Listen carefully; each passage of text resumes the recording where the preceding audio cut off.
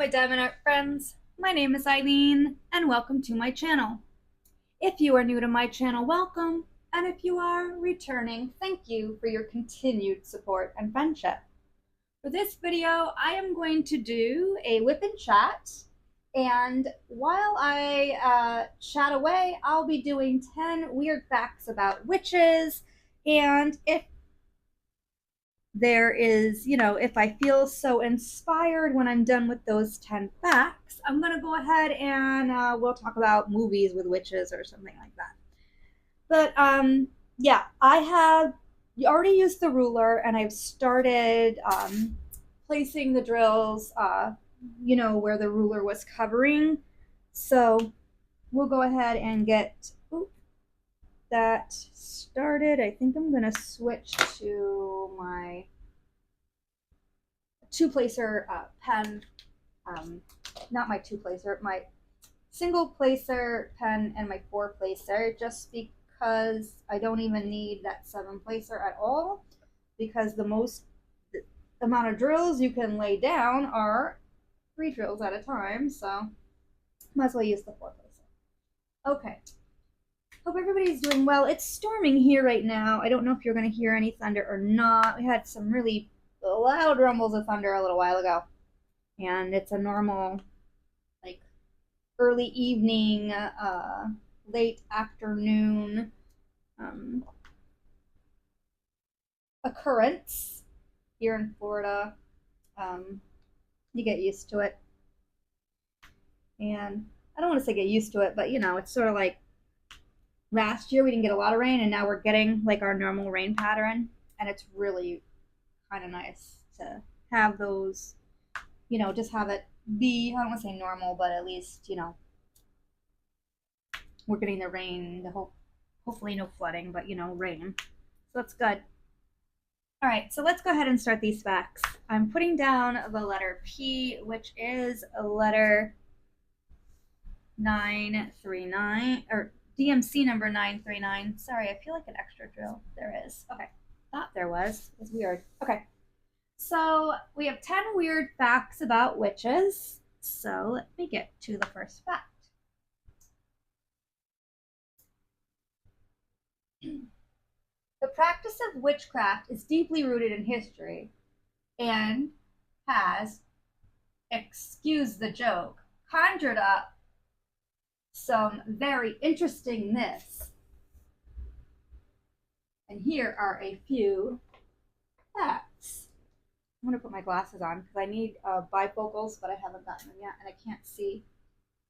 The screen for my iPad is a little bit blurry. I gotta go get my eyes checked. Anyway, number 1, most witches weren't burned at the stake. The common image of a witch's execution shows a large group of hysteric people surrounding the guilty person on a burning pyre, but immobilization was not the primary means of execution used for those accused of witchcraft. During the Salem witch trials, no one was burned to death. In fact, no one found guilty of witchcraft was ever executed by burning in the American colonies. And I said immobilization, and it's immolation. Sorry. Well, anyway, immolation wasn't permissible by English law, but one person was pressed to death by large stones. Giles Corey, a man who refused to plead guilty or not guilty to charges of witchcraft during the trials.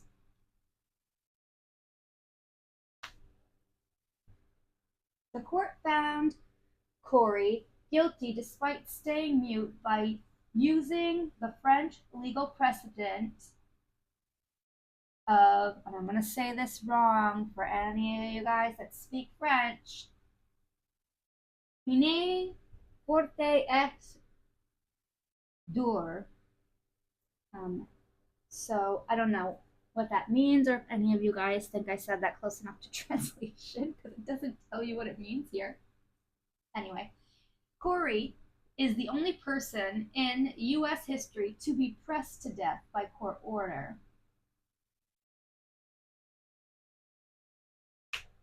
Okay. A couple more P's. We'll go on to number 2.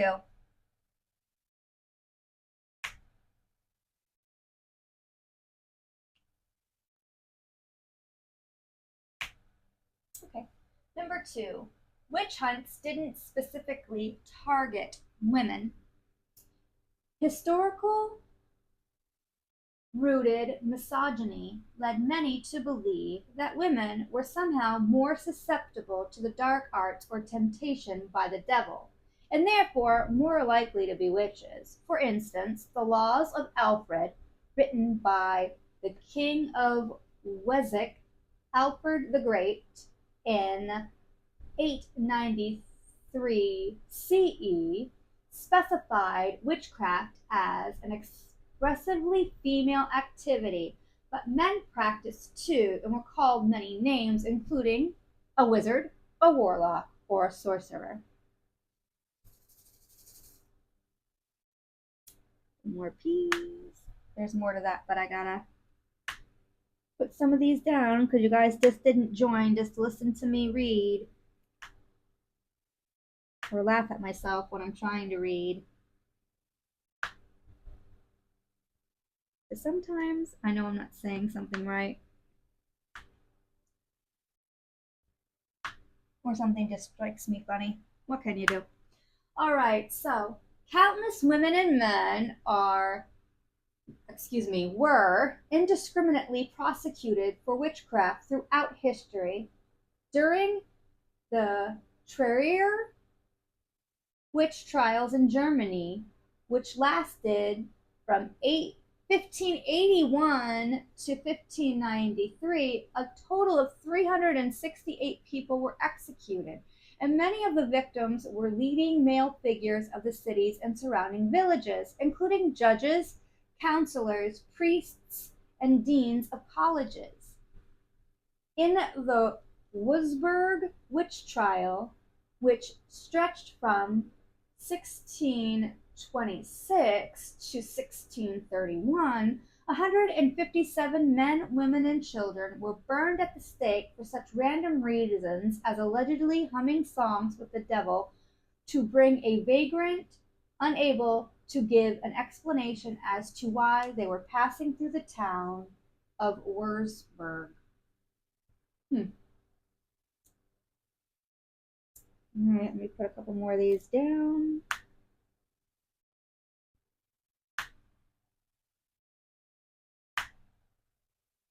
Just so I'm not just yapping. Okay. So take a sip of water, and then we're going to go to number 3. Okay. Not all witches were bad. Even though we've gotten all the common images of evil witches, a warty old woman dressed all in black, riding a broomstick with a pointy hat, anybody familiar with the Wizard of Oz knows that there were good witches too. Glinda, the Good Witch, was a representation of the benevolent half of witchcraft known as white magic. Historically, practitioners of white magic were known as white witches, and they were more folk healer than devious people out for double toil and trouble. However, writer C.S. Lewis reversed the notion for the Chronicle of Narnia saga, making one of the main antagonists the icy and evil White Witch.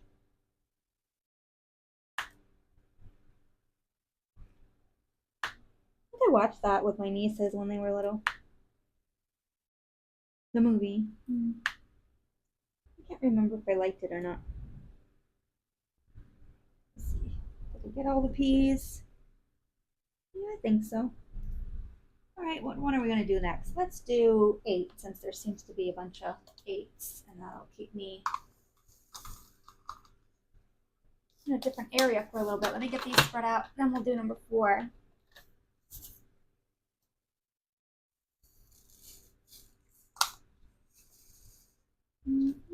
that doesn't, it's too dark. Put that in the little container I'm keeping for like trash drills and such. Put down a couple eights, and then we'll get to number 4.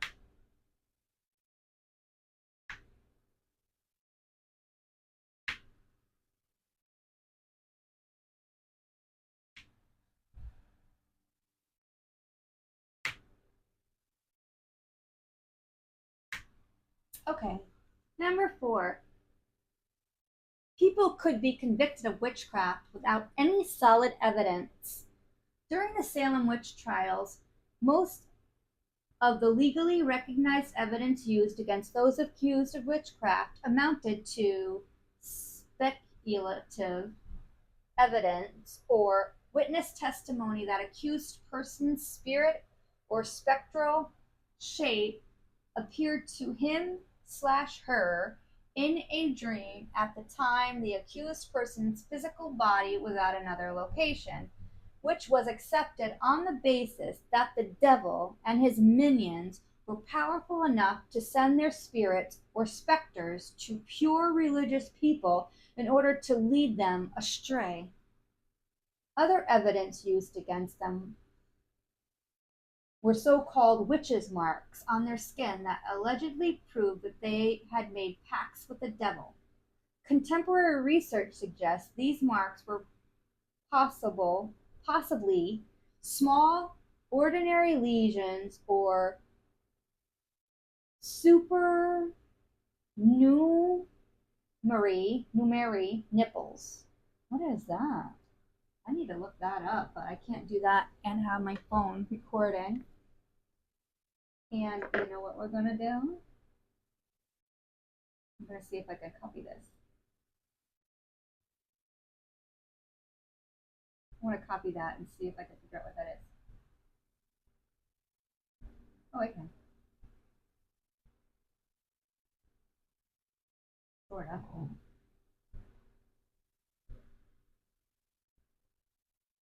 Oh, come on. It was just doing it.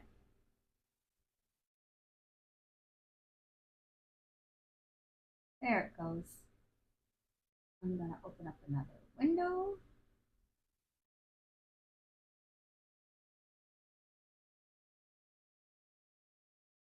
I am gonna.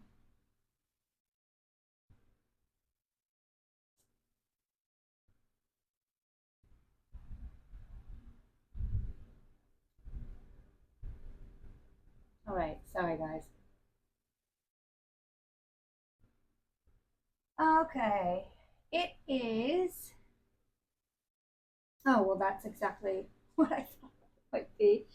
Okay, so a supernumerary nipple is the aborted beginning of an additional nipple along the midclavicular line of the thoracic.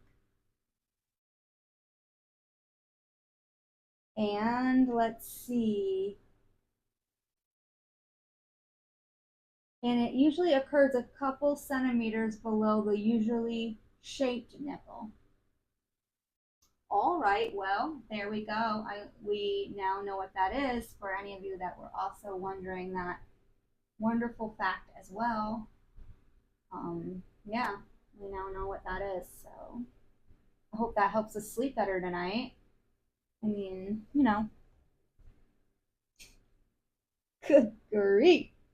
I know I'm going to sleep better knowing what that is. I mean, ooh. I do that a lot. I look things up all the time. I don't know if that's like what everybody else does, but like I'll read something and I want to know about it, so then I start looking it up, and sometimes it's distracting me from what I was originally doing. Oh well, that happens a lot with me. Oh, I'm gonna have to get that off. I watched a video with Chris showing how to get the extra putty off the canvas. I'll have to do that or see if it works and show you guys if it. Well, I'm sure it works. He wouldn't have shown it if it didn't. But anyway, let's get to number 5. I'm mumbling about things that aren't related to the topic that we are talking about.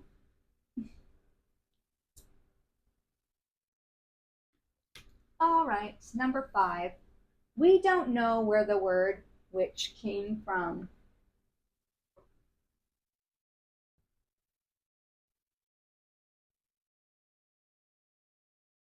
You may not be surprised to know that the word witch is of indeterminate origin. The closest and most obvious possible origin is the Old English word witchy, which means female sorceress, and is the basic linguistic root for the modern day pagan religion Wicca. Another more specific possibility is a split meaning, meaning Old English wiggly, meaning divinate. Stop. Divination, and wit, meaning idol, both coming from the Proto Germanic word Wikza. It's Wikkjaz, which means necromancer or one who wakes the dead. Just in case you guys were wondering how that was spelt, because I know I'm probably pronounced it incorrectly because my brain is, for whatever reason, seeing what it wants. Earlier, I was watching a video and from Dark and Creepy Diamond Painting. She was showing her showing some canvases, and when she said unsheath, it sounded to me like she said unsheep. I mean, I gotta open my ears or pay attention. I was diamond painting when I was listening to it, but it just cracked me up that that's what I heard. And I knew what she said, the actual word she said, so, anyway. That is that. Okay, number 6. People wrote entire books dedicated to witch hunting. So let me put down a couple more just so I'm making progress on the canvas while I'm talking.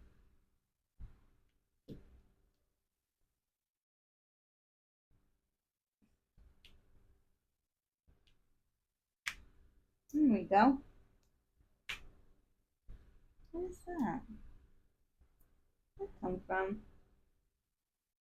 I didn't have that color out. I don't know. Who knows? Okay. In the 15th century, witchcraft was of grave concern to a lot of people. And major pieces of literature were written about witches.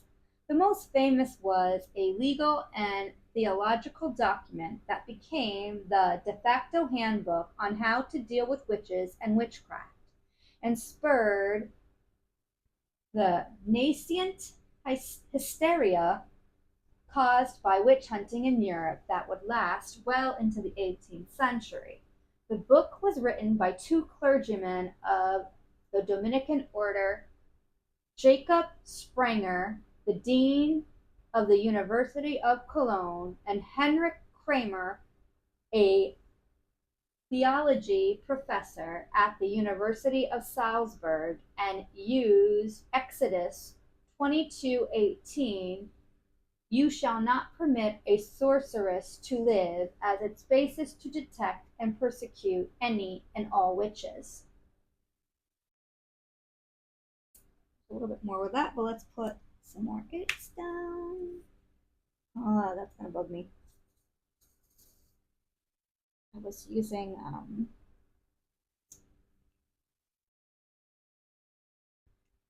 folder in that pen. That's all right. It's working. It's just sometimes some of it comes out. And it's normal.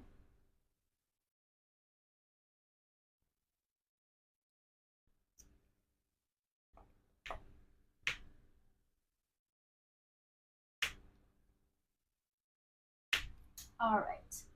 Even people as important as kings got in on the action. James I of England's 1597 book Demolagi. Wait, I cannot say. Demon Logi. Logi. Hmm. Well, let's just forget that. He wrote a book, and it was the treatise that threw his support behind the importance of the practice of witch hunting. James himself even presided over the 1590 North Burnwick witch trials when he believed a devious earl plotted to overthrow the then King of Scotland with the help of a coven. Okay, there we go. Good grief. I cannot. Oh well.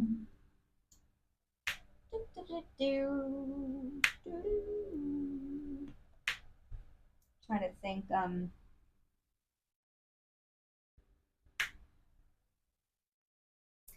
I've been to Salem, Massachusetts before. One of my good friends in high school, he took me there once, and we walked around town. It was interesting, and I know that my nieces have been, and they really enjoyed it. Um, anyway, so that's not too far away from where I grew up, really, in upstate New York. Not a bad little drive, anyway. Um, all right. A pope once confirmed that witches exist. This is number 7.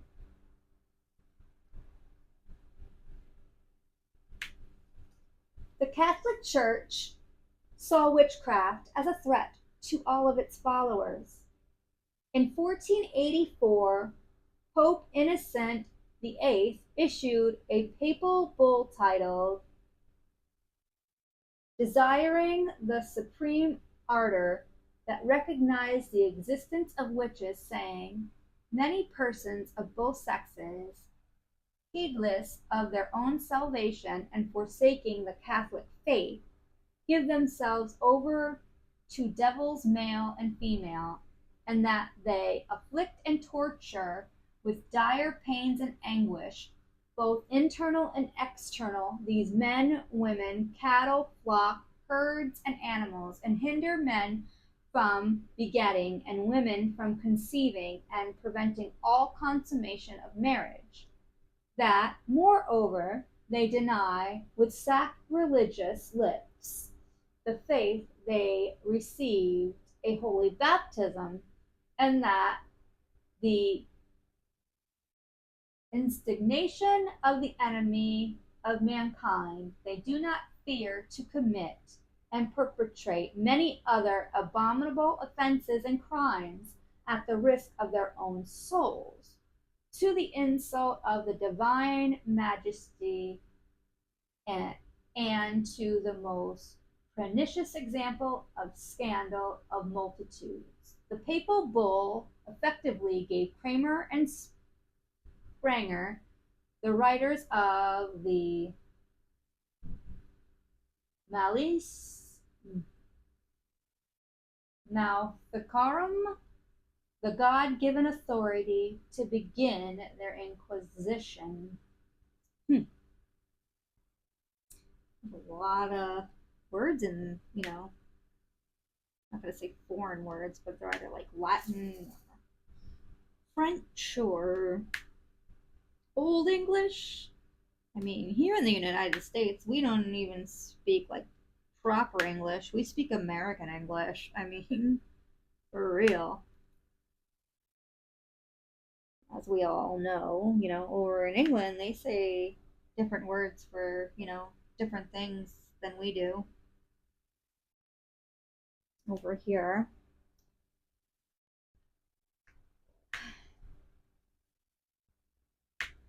All right, here we go.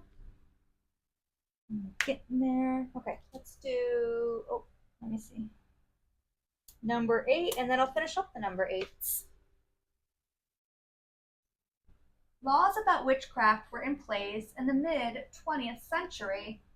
Technically, England's Witchcraft Act of 1735 was still official and on the books until 1951, When it was replaced with the Fraudulent Mediums Act, the language of the original act wasn't so persecuting witches per se, but rather made it illegal for people to claim that others were witches. Yet, being legally convicted meant that you purported to the power of the witch. And in fact, a woman named James, Jane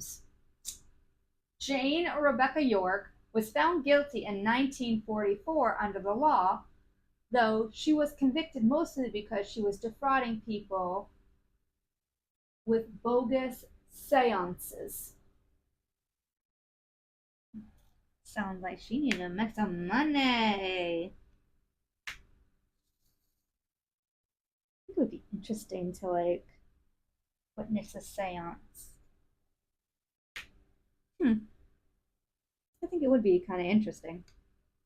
Have any of you witnessed something like that? What was it Practical Magic where they did that, right? Was it Practical Magic? Pretty sure. That was interesting. And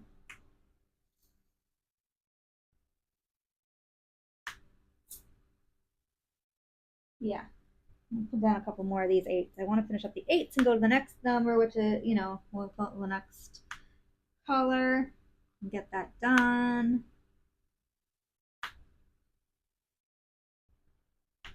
I want to finish this section at least before I hit the hay tonight.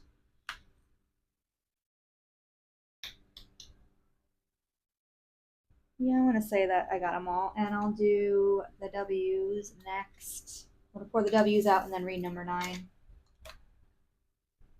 know where I am.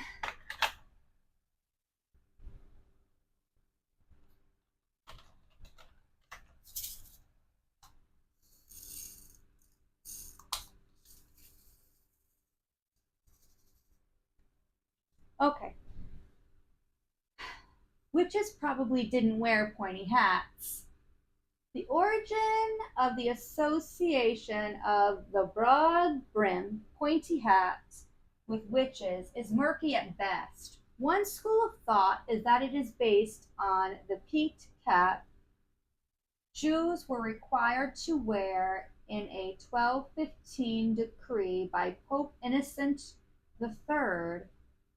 Rampant anti-Semitism soon caused folks to associate heretics, pagans, demons with wearers of the so-called Juden hat.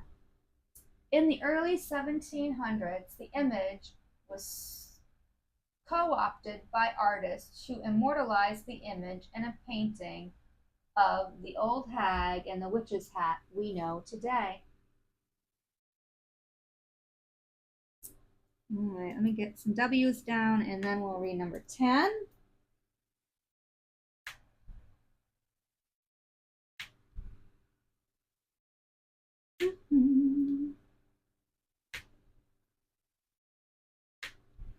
Here we go.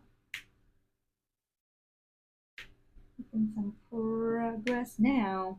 Ain't no stopping us now. We're on the move. Anyway, that might be the only thing I sing. Just because that popped in my brain quick.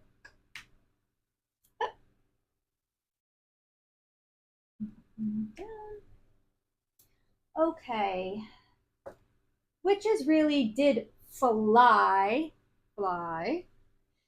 on broomsticks in a way.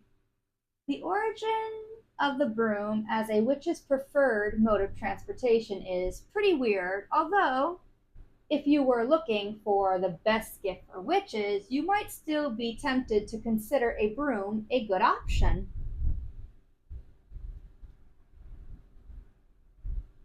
You hear that thunder? I don't know. I wonder if you guys can hear that. It's not as loud as it was, but it's still out there.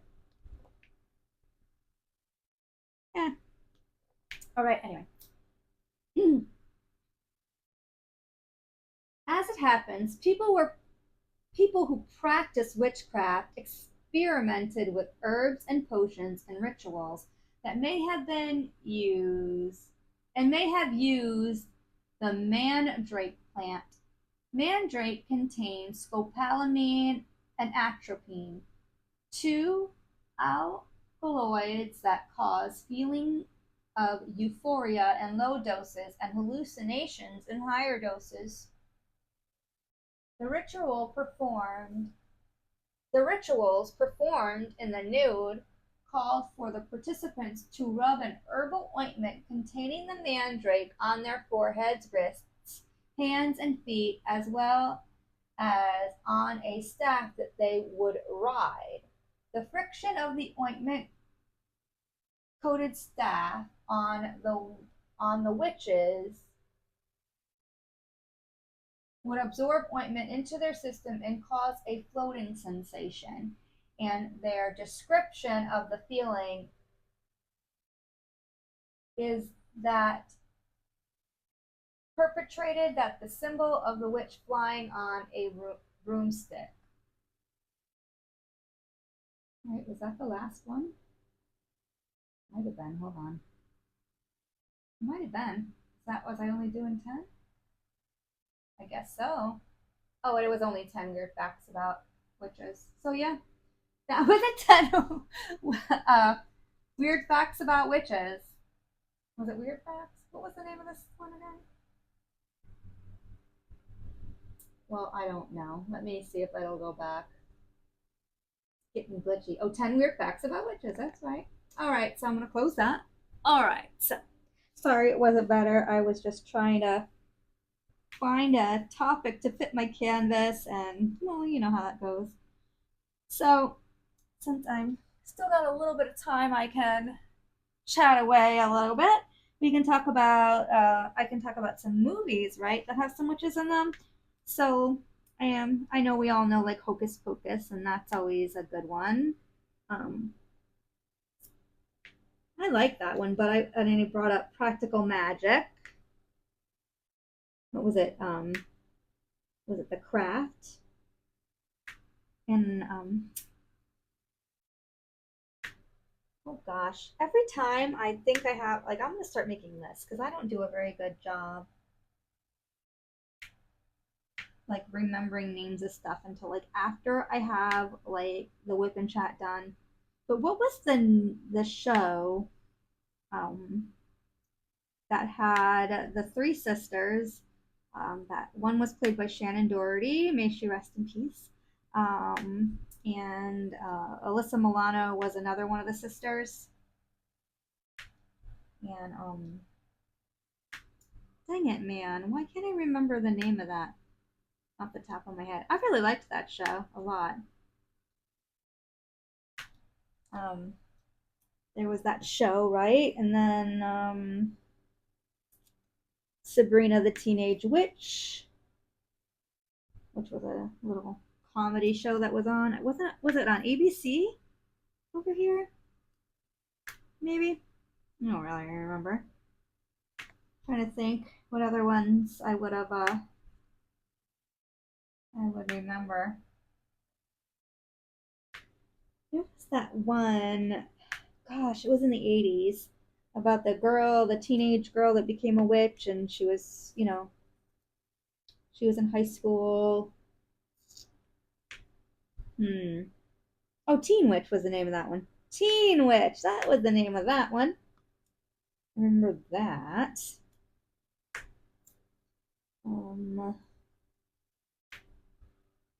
Yeah. Gosh, that's gonna bug me. I can't remember the name of that one show I wanted to talk about. Oh well. And then after Shannon Doherty left the show, Rose McGowan ended up being cast.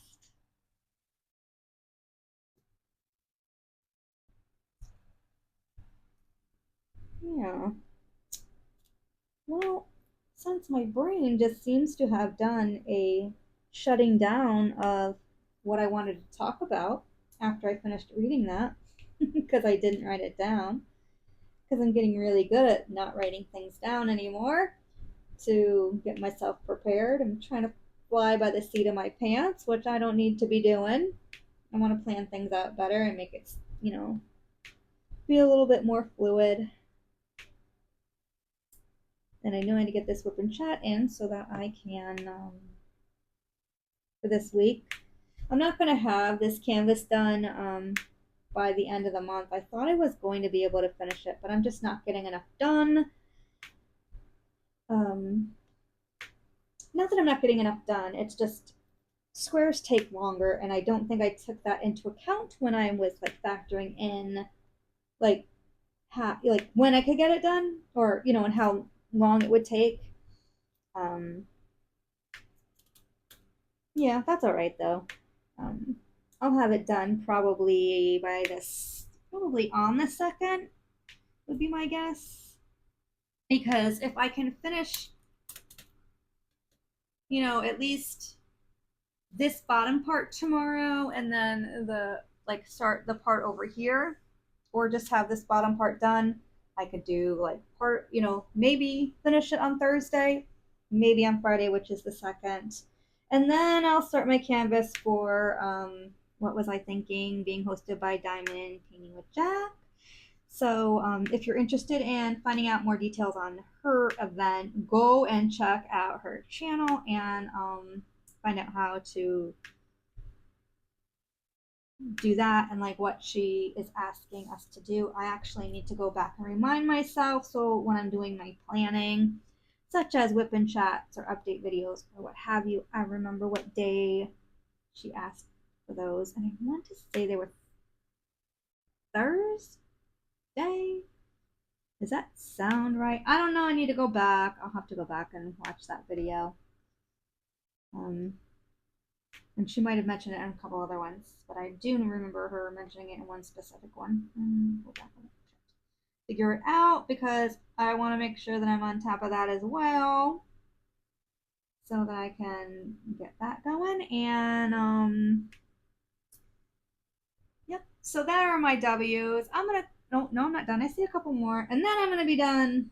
There's some up there in the top,